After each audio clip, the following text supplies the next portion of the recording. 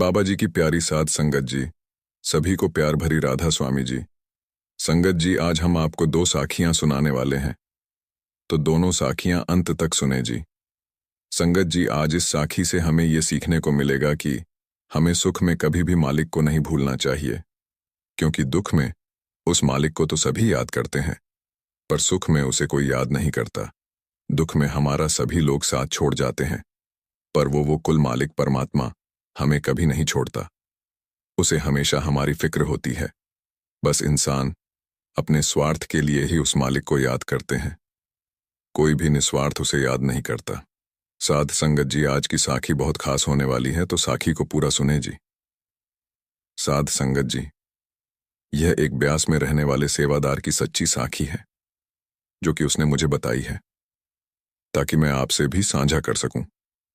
लेकिन उसने अपना नाम बताने से मना किया है। साध संगत जी, जैसे जैसे उन्होंने बताया, मैं आपसे साझा कर रहा हूं। उसने कहा है, यह कोई मनगढ़ंत कहानी नहीं है, यह मेरी जिंदगी का सच है। जिन्होंने मेरी जिंदगी के उस दौर को अपनी आंखों से मेरे साथ होता हुआ देखा है, वह मेरी इस साखी के गवाह है।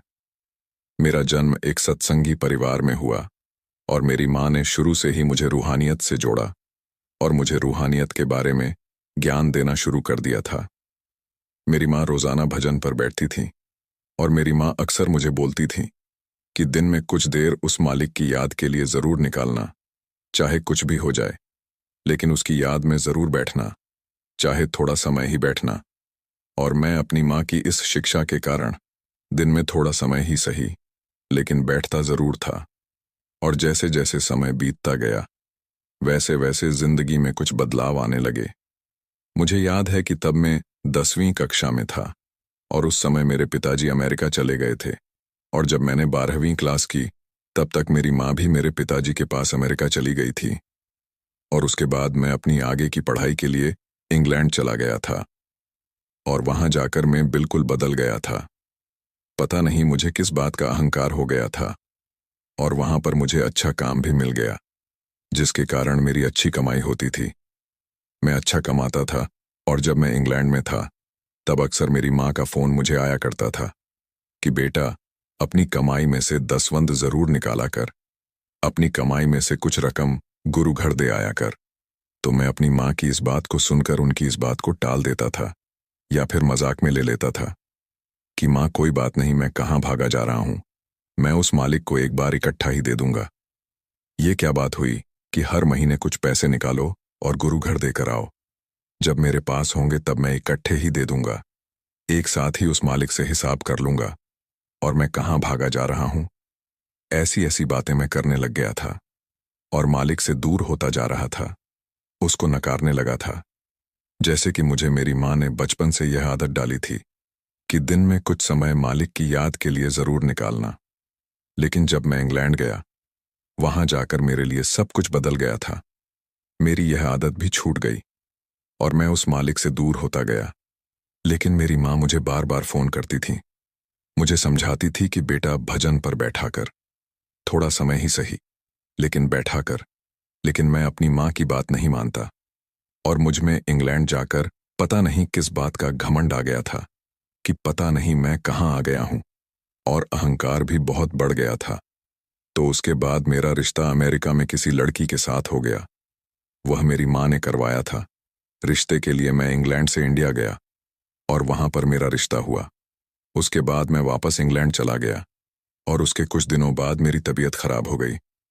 मुझे हर 10-15 मिनट के बाद टॉयलेट जाना पड़ता था, क्योंकि मुझे एक ऐसी बीमारी हो गई थी जिसके कारण मुझे बार बार टॉयलेट जाना पड़ता था।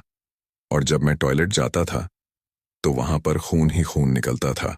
तो मैं दिनों दिन कमजोर होता जा रहा था, और मैंने वहां पर अपना इलाज करवाना शुरू किया। मुझे बहुत बोतलें खून की चढ़ाई जाती थीं, क्योंकि खून की कमी मेरे अंदर बहुत हो गई थी, और मैं बहुत कमजोर हो गया था। यह बीमारी मेरी जिंदगी का हिस्सा बन गई थी, और मुझे हर 20 मिनट के बाद टॉयलेट जाना ही पड़ता था। तब मैंने अपनी इस बीमारी का बहुत इलाज करवाया, लेकिन कोई बात ना बनी। और वीजे की वजह से मेरे माता पिता भी मेरे पास नहीं आ सकते थे। वह अमेरिका में मेरे लिए तड़पते थे। उनकी सारी कमाई मेरे डॉक्टरी इलाज में चली गई थी, जैसे कि मालिक मेरा हिसाब किताब कर रहा हो, क्योंकि मैं रूहानियत से बहुत दूर जा चुका था, मालिक से बहुत दूर जा चुका था। मेरी माँ मुझे बार बार कहती थी कि बेटा, भजन पर बैठा कर और अपनी कमाई में से कुछ पैसे गुरु घर दे आया कर। लेकिन मैं उनकी बात नहीं मानता था और मजाक में लेता था। शायद मेरी इन्हीं बातों के कारण मालिक मेरे से हिसाब कर रहा था और ब्याज समेत मुझसे वसूल कर रहा था, क्योंकि बहुत पैसे डॉक्टरी इलाज में चले गए थे। लेकिन मेरी यह बीमारी ठीक ना हो सकी और इंग्लैंड में मेरे कुछ रिश्तेदार थे जिन्होंने मेरी वहां पर बहुत संभाल की, जिन्होंने मेरी इस बीमारी में मेरा बहुत साथ दिया, जैसे कि खुद मालिक मेरी संभाल कर रहा हो। और जब मैं इंडिया आता था, वहां पर भी मेरे जो रिश्तेदार थे वह भी मेरी बहुत संभाल करते थे, हर चीज मुझे देते थे। जब मैं इंग्लैंड में था तब रात भर मुझे भूख लगती थी, क्योंकि मैं ज्यादा कठोर खाना खा नहीं सकता था, रोटी खा नहीं सकता था, केवल खिचड़ी ही खाता था, तो मुझे अक्सर भूख लग जाया करती थी। वहां पर वह मुझे रात को उठकर खाना बनाकर देते थे और मुझे ऐसे लगता था कि इतना कौन कर सकता है। तो मुझे लगता था कि शायद मेरा मालिक ही इनसे करवा रहा है, मेरी संभाल कर रहा है। मैं इस बीमारी से इतना परेशान था कि कभी कभी मेरे से बिस्तर से उठा भी नहीं जाता था और वहीं पर मेरे कपड़े गंदे हो जाते थे। तो मेरी यह बीमारी दिन ब दिन बढ़ती जा रही थी। जब यह बात लड़की वालों को पता चली तो मुझे लग रहा था कि रिश्ता टूट जाएगा, लेकिन ऐसा नहीं हुआ। जब वह मुझसे मिलने हॉस्पिटल आई तो मैंने उसे तभी कह दिया था कि मेरा इंतजार मत करना। अगर तुम अपनी जिंदगी में आगे बढ़ना चाहती हो तो तुम किसी और से शादी कर लो। लेकिन उस लड़की ने मुझे कहा कि अगर आपको यह बीमारी हमारी शादी के बाद लग जाती तो क्या होता। तो उसकी यह बात सुनकर मेरे चेहरे पर मुस्कान आ गई और उसके कुछ महीनों बाद हमारी शादी तय हो गई। लेकिन मेरे लिए 20 मिनट से ज्यादा बैठना बहुत मुश्किल था। जब भी मैं इंडिया आता था तब पेट्रोल पंप पर गाड़ी रुकवाकर मुझे टॉयलेट जाना पड़ता था। ऐसा मेरे साथ बहुत बार हुआ और वह ड्राइवर मेरी इन बातों के गवाह है जो मुझे दिल्ली से लेने आया करते थे। जब हमारी शादी तय हो गई तब मैं इंडिया आया और मैंने पहले ही कह दिया था कि मुझसे ज्यादा देर बैठा नहीं जाता। तो मैंने उनसे विनती की थी कि जल्दी फेरे कर कर शादी को खत्म करने की कोशिश करें। और मैं अपने मालिक के आगे यही अरदास कर रहा था कि हे मालिक, मेरी संभाल करना, मुझे बैठने का बल बख्शना। तो वहां पर मेरे मालिक ने मेरी संभाल की, उसने मुझे बैठने का बल बख्शा और उसके बाद हमारी शादी हो गई। लेकिन मेरी उस शादी में वीजे की वजह से मेरे माता पिता नहीं आ पाए और इस बात का मुझे बहुत दुख लगा था। तो शादी के कुछ दिनों बाद में वापस इंग्लैंड आ गया और मेरी पत्नी अमेरिका चली गई। उसके बाद मेरे माता पिता भी अमेरिका में पक्के हो गए थे, उन्हें वहां की सिटीजन मिल गई थी और मेरी भी अमेरिका जाने की तैयारी थी। जिस दिन मैंने जाना था उस दिन से कुछ दिन पहले मुझे एम्बेसी की तरफ से फोन आया कि आपके पासपोर्ट की वेरिफिकेशन अच्छे से नहीं हुई है, तो कृपया आपको एम्बेसी में आना पड़ेगा। तो मैं एम्बेसी में गया। वहां जाकर उन्होंने मुझसे सवाल पूछने शुरू कर दिए और मैंने उनको बताया कि मेरी इंटरव्यू हो चुकी है, तो अब आप मुझसे क्यों सवाल कर रहे हो। तो मैंने कहा कि मैं किसी भी सवाल का जवाब नहीं दूंगा, पहले मुझे बताया जाए कि मुझे यहां पर क्यों बुलाया गया है, मुझसे सवाल क्यों पूछे जा रहे हैं। तो उन्होंने मुझे बताया कि हमें आपकी पत्नी ने एक फैक्स किया है और उसने आपसे तलाक मांगा है। तो मैंने जब यह बात सुनी तो मेरे पैरों के नीचे से जमीन खिसक गई कि मेरे साथ ये क्या हो रहा है, और एम्बेसी ने मेरा वीजा कैंसिल कर दिया। तो मैं निराश और हताश होकर वापस घर को आ गया। मैं इतना परेशान था कि मेरा मन कर रहा था कि मैं किसी गाड़ी के नीचे आकर मर जाऊं और मेरा सुसाइड करने का मन कर रहा था। लेकिन फिर मैंने अपने मन को हौसला दिया कि मैं तो दूसरों को ऐसे काम करने से मना करता हूं, तो मैं ऐसे कैसे कर सकता हूं। मैंने अपने आप को हौसला दिया और संभलने की कोशिश की और उस कुल मालिक के आगे अरदास की कि हे परमात्मा, मेरी संभाल कर मुझे हिम्मत बख्श। उसके कुछ दिनों बाद मेरा उससे तलाक हो गया। तब मैं बहुत अकेला पड़ गया था, क्योंकि मैं काम पर भी नहीं जा सकता था और मैं बहुत कमजोर हो गया था। मैं अपने माँ बाप पर बोझ बन गया था, वही मेरा खर्चा उठाते थे। तो एक दिन मेरी माँ ने मुझे फोन किया कि बेटा, तू फिर से बैठना शुरू कर दे, मालिक की याद में बैठना शुरू कर दे। तो मैंने जब माँ की ये बात सुनी, मुझे मेरे बचपन के दिन याद आ गए कि माँ मुझे शुरू से यही कहती आई है कि भजन पर बैठना जरूर। और तब मुझे रोना आया कि मैं मालिक से दूर हो गया था और भटक गया था, जिसके कारण आज मेरी ये हालत हुई है। शायद मेरे मालिक ने मुझे यह सबक दिया है। तो मैंने उस दिन से फिर बैठना शुरू किया। मैंने अपनी माँ की ये बात मानी और उसके बाद मेरी हालत में सुधार आना शुरू हो गया। मेरी यह जो बीमारी थी धीरे धीरे ठीक होने लगी थी। फिर एक दिन कनाडा से मेरे एक पुराने दोस्त का फोन आया और उसने मुझे कहा कि यहाँ पर एक नौकरी है और मैंने तुझे इसलिए फोन किया है क्योंकि तुम इस नौकरी के काबिल हो। जैसे ही मैंने ये बात सुनी तो मुझे लग रहा था कि मेरे मालिक ने मुझे एक अवसर और दिया है। तो मैंने उस नौकरी के लिए अप्लाई कर दिया और मुझे वह नौकरी मिल गई। धीरे धीरे मेरी जिंदगी पटरी पर आने शुरू हो गई। सब कुछ ठीक होता गया और मैं कनाडा चला गया। आज मुझे कनाडा में 5 साल हो गए हैं और मेरी शादी भी हो गई है। अब मैं कनाडा में अपनी पत्नी के साथ रहता हूँ और मालिक की कृपा से सब ठीक हो गया है।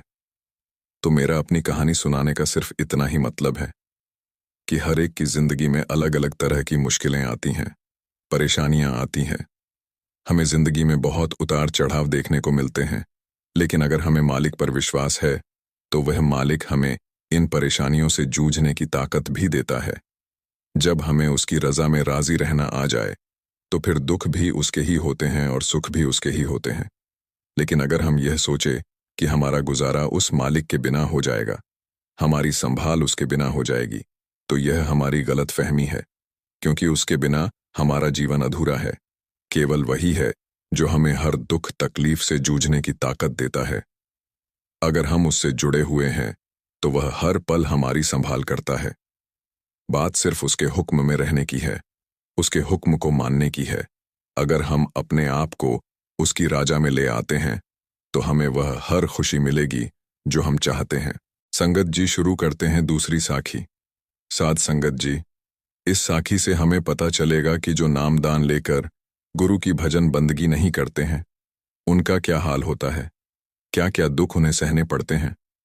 गुरु प्यारी साध संगत जी, ये साखी उन सत्संगियों और सेवादारों के लिए है जिन्हें नामदान मिल चुका है, लेकिन वो इस दुनिया के मोह और माया को छोड़ने के लिए बिल्कुल तैयार नहीं है। जब उनके सामने इसको छोड़ने की बात आती है तो वह बहुत सारे बहाने बनाने शुरू करने लग जाते हैं।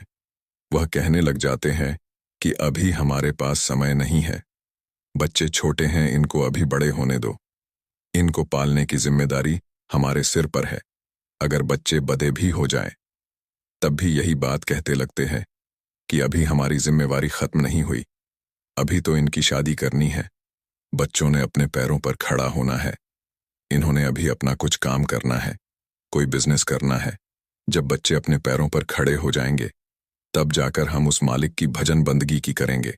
और जब बच्चे अपने पैरों पर भी खड़े हो जाएं और उनकी शादी भी हो जाए, अगर तब हमें कोई मालिक का प्यारा आकर कहे कि भाई अब तो आपके पास बहुत समय है, अब भजन सिमरन कर लो, उस कुल मालिक के साथ रिश्ता जोड़ लो, अब हम कहते हैं कि नहीं, ये अब हमारे पोतों और पोतियों को खिलाने का समय है। जब वे बड़े हो जाएंगे तब हम उस परमात्मा की भक्ति करेंगे, उसकी याद में बैठेंगे। ऐसे ही हम बहानों की खोज में रहते हैं। साध संगत जी, आज की साखी जो कबीर महाराज जी के दिनों की है। साध संगत जी, इस साखी पूरा सुने ताकि हम साखी के मूल अर्थ को समझ सकें। साध संगत जी, ये बात कबीर महाराज जी के समय की बात है, जब सतगुरु अक्सर शाम को घूमने जाते थे। उनके मिलने वाले लोग उन्हें अक्सर उनके मालिक के पास ले जाने का प्रयास करते थे। साध संगत जी, आप जानते हैं कि संतों और महात्माओं का सिर्फ एक ही उद्देश्य होता है कि वे हमें उस कुल मालिक परमात्मा के पास ले जाएं और हमारे रिश्ते को मजबूत करें। वे अपने नाम का प्रचार करते हैं ताकि हमें अपने असली धर्म का पता चल सके और हम उनके साथ संबंध बना सकें। इसलिए वे इस संसार में आते हैं, इस माया की नगरी में केवल हमारे लिए ही आते हैं, हमारा उद्धार करने के लिए ही आते हैं। तो साध संगत जी, सतगुरु जब शाम को सैर करने जाया करते थे तो जिस रास्ते से वह जाते थे उस रास्ते में एक बूढ़े बुजुर्ग का घर आता था और वह बुजुर्ग शाम के समय अपने घर के बाहर बैठ जाता था। तो उसका मिलना सद्गुरु से हो जाता था। सद्गुरु जब उस रास्ते से जाते थे तो उसका हाल चाल पूछ कर जाते थे और उसे यह कहकर जाते थे कि भाई, मालिक का नाम जप लिया कर, उस मालिक की भजन बंदगी कर लिया कर। और सद्गुरु का उससे प्यार पड़ गया था, क्योंकि हर रोज उससे मिलना होता था। जब भी सद्गुरु सैर करने जाते थे तो वह अपने घर के बाहर बैठा होता था। सद्गुरु अक्सर उसे बुलाकर जाया करते थे और यही बात बार बार कहकर उसे जगाने की कोशिश करते थे कि भाई, मालिक की भजन बंदगी कर ले। तो जब सद्गुरु उसे यह बात कहते थे तो वह आगे से कहता था कि मेरे ऊपर जिम्मेदारियां बहुत हैं, बच्चे नादान हैं, गलती कर बैठते हैं, इसलिए सब कुछ मुझे ही देखना पड़ता है। तो मुझे समय ही कहाँ मिल पाता है कि मैं मालिक की भजन बंदगी कर सकूं। जब बच्चे अपने पैरों पर खड़े हो जाएंगे, मेरे कारोबार को संभाल लेंगे और मेरी जितनी भी जमीन है उसकी देखरेख करने के लायक बन जाएंगे, तब जाकर मेरी परेशानी दूर होगी और मैं बेपरवाह हो जाऊंगा। फिर मैं उस मालिक की भजन बंदगी करूंगा, उसका नाम जपूंगा। वह अक्सर ऐसा ही सतगुरु को कह देता था। सतगुरु जब भी जाते उसका हाल चाल जरूर पूछ कर जाते और उसे यही बात बार बार कहकर जाते थे। तो सतगुरु ने उसे यह कह दिया था कि जब तेरी जिम्मेदारियां खत्म हो जाएंगी, जब तुम्हें लगेगा कि अब मैं उस मालिक की भजन बंदगी कर सकता हूं, तो मुझे बता देना, क्योंकि मैंने तुम्हारा उद्धार करने की जिम्मेवारी ले ली है। जब तेरे बच्चे पैरों पर खड़े हो जाएंगे तब मुझे बता देना। ऐसे ही कुछ समय बीत गया और वह जो बूढ़ा किसान था, उसके बच्चे पैरों पर खड़े हो गए, उसकी जमीन की देखरेख करने लग गए, अपना अच्छा कारोबार कर लिया, उनका अच्छा बिजनेस भी चलने लगा। तब कबीर जी फिर उससे मिले और उसे कहने लगे कि भाई, अब तो तेरे बच्चे भी पैरों पर खड़े हो गए हैं और तेरी जो जमीन है उसकी देखरेख करने लग गए हैं, अच्छा पैसा भी कमाने लग गए हैं। अब तो तुम्हें फिक्र करने की भी जरूरत नहीं है। अब तो तू मालिक की तरफ ध्यान दे। अब तो तुम्हें ज्यादा से ज्यादा समय उसकी भजन बंदगी में लगाना चाहिए। जब यह बात सतगुरु ने उस बूढ़े किसान से कही तो उसने सतगुरु से कहा कि माना कि बच्चे अपने पैरों पर खड़े हो गए हैं और मेरी जमीन की देखरेख करने लग गए हैं, लेकिन अभी भी मेरी जिम्मेवारी कम नहीं हुई है। अभी इनकी शादी करनी है, तो जब इनकी शादी हो जाएगी तब जाकर मेरी जिम्मेवारी थोड़ी कम होगी, तब जाकर मैं भजन बंदगी कर पाऊंगा। सतगुरु मुस्कुरा पड़े और वहां से चले गए। अब उसके लड़कों की शादी भी हो गई, सब कुछ हो गया। और एक दिन कबीर जी फिर उस रास्ते से जा रहे थे और वह बुजुर्ग बाहर बैठा हुआ था। तो कबीर जी ने उससे उसका हालचाल पूछा और कहा कि अब तो तुम्हारे लड़कों की शादी भी हो गई है, और जैसे तुमने कहा था कि जब लड़कों की शादी हो जाएगी तब मैं उस मालिक की तरफ ध्यान दूंगा, तो अब कौन सी परेशानी है? तो उसने कहा कि अभी बहुत समय पड़ा है और अभी अभी बच्चों की शादी हुई है और अभी तो मुझे अपने पोते पोतियों को खिलाना है, उनसे खेलना है, उनसे प्यार करना है। जब सतगुरु ने उसकी यह बात सुनी, सतगुरु समझ गए थे कि ये मन माया से ग्रस्त हो चुका है, तो सतगुरु वहां से चले गए। कुछ महीनों बाद सतगुरु फिर वहीं से गुजरे और वह बूढ़ा बुजुर्ग वहां पर नहीं था। सतगुरु ने उसके घर जाकर पूछा कि जहां जो आपके पिताजी बैठते थे वह कहाँ है? तो उन्होंने देखा कि कबीर जी आए हैं। तो उन्होंने कहा कि वह तो कब के चले गए, उनकी मृत्यु हो गई है। सतगुरु ने कहा कि वह मेरे मित्र थे, इसलिए मैंने आपसे पूछा कि वह कहाँ पर है। जब उन्होंने यह बात कही कि उनकी मृत्यु हो गई है, तो सतगुरु उसी समय अंतर्ध्यान हुए और उन्होंने देखा कि वह जो बूढ़ा किसान था, उसका उसकी एक गाय से बहुत प्रेम था, वह उसका बहुत ख्याल रखता था। तो वह उसके पेट में उस गाय का बच्चा बना हुआ है।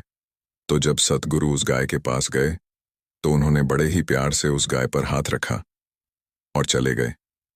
तो कुछ दिनों बाद जब सतगुरु फिर से उससे मिलने गए और उसका हाल चाल पूछने गए, सतगुरु ने उसके ऊपर हाथ फेरते हुए कहा कि क्या हाल चाल है? तो उसने कहा कि मैं ठीक हूं। तो सतगुरु ने कहा, क्या हम तुम्हारी मुक्ति कर दें, क्योंकि हमने तुम्हारी जिम्मेवारी ली थी कि तुम्हें सचखंड लेकर ही जाएंगे।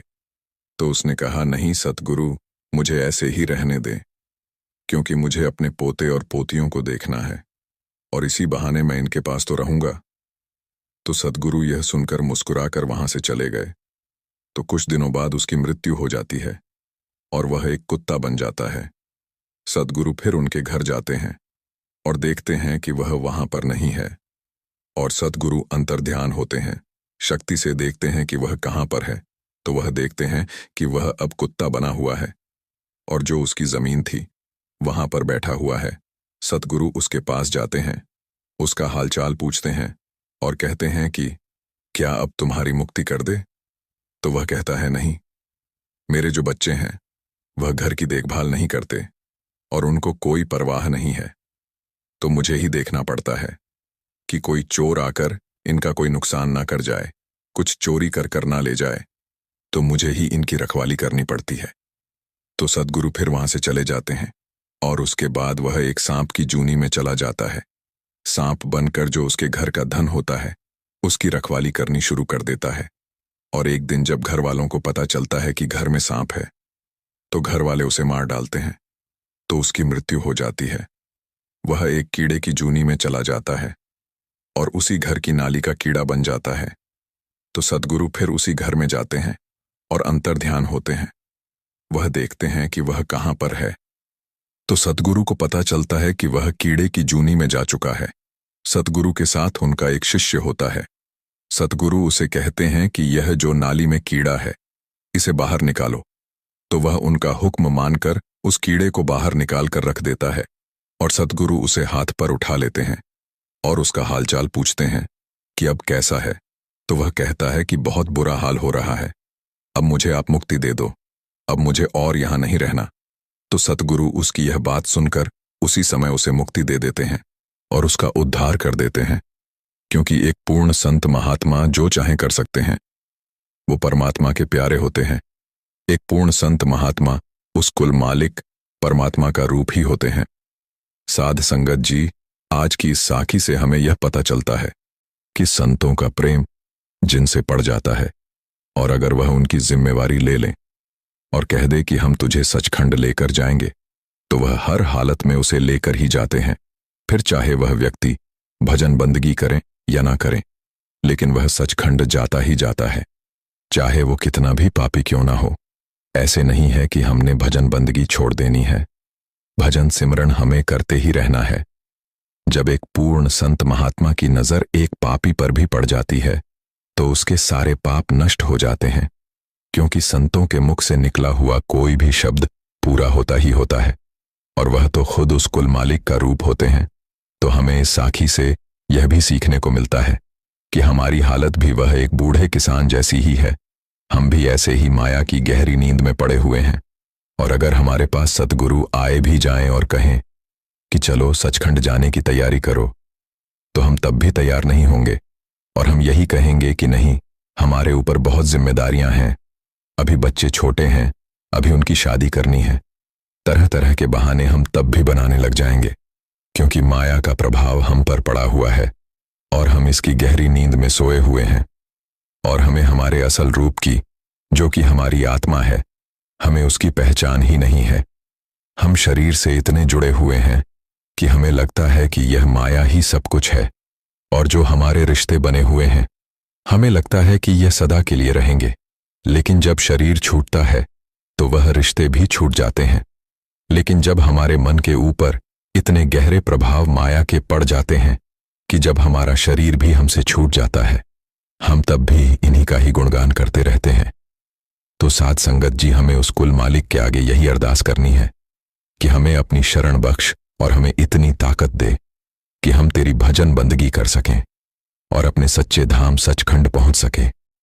साध संगत जी, ये थी हमारी आज की साखियां।